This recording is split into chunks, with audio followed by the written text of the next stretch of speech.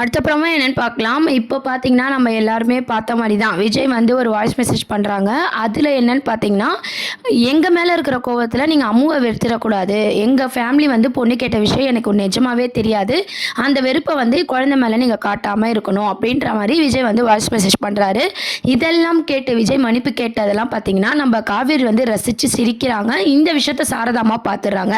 அதுதான் ஹைலைட் சீனா இன்னைக்கு வந்து கொண்டு வந்திருந்தாங்க. அதுக்கப்புறம் பார்த்தீங்கன்னா வெறுக்க மாட்டேன் அப்படின்னு சொல்லிட்டு நீங்கள் ரிப்ளை பண்ணணும் அப்படின்ற மாதிரி விஜய் சொல்லியிருப்பாரு. நம்ம காவேரி வந்து ரிப்ளை பண்ணாமல் அப்படியே விட்டுருப்பாங்க. நாளைக்கான ப்ரோமோ அப்படின்னு பார்த்தீங்கன்னா என்ன போட்டிருந்தாங்கன்னா, நம்ம விஜய் வந்து அம்மு வந்து ஸ்கூல் கூட்டு வராங்க.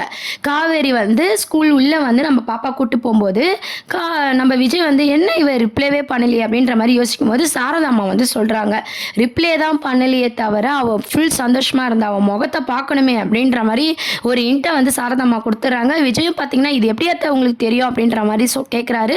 நான் தான் எல்லாத்தையும் நீங்கள் பேசினதெல்லாம் ஒட்டு கேட்டேனே மாப்பிள்ள அப்படின்ற மாதிரி சொன்னாங்க. நம்ம விஜய்க்கும் சாரதாமாக்கும் பாண்டிங் பார்த்தீங்கன்னா செம்மையாக இன்னைக்கு எபிசோடில் வந்து கொண்டு வந்தாங்க. அடுத்த ப்ரோமோ அப்படின்னு பார்த்தீங்கன்னா, காவேரி வந்து நம்ம விஜயை ரசிக்க போகிறாங்க. விஜய் எந்த அளவுக்கு காவேரியை வந்து லவ் பண்ண போகிறாரு அப்படின்றது தான் இதுக்கப்புறம் எபிசோடில் வந்து அது வெளிக்காட்டுற மாதிரி கொண்டு வர போகிறாங்க. இதெல்லாம் தான் அடுத்த அப்கமிங் ப்ரோமோவாக இருக்குது.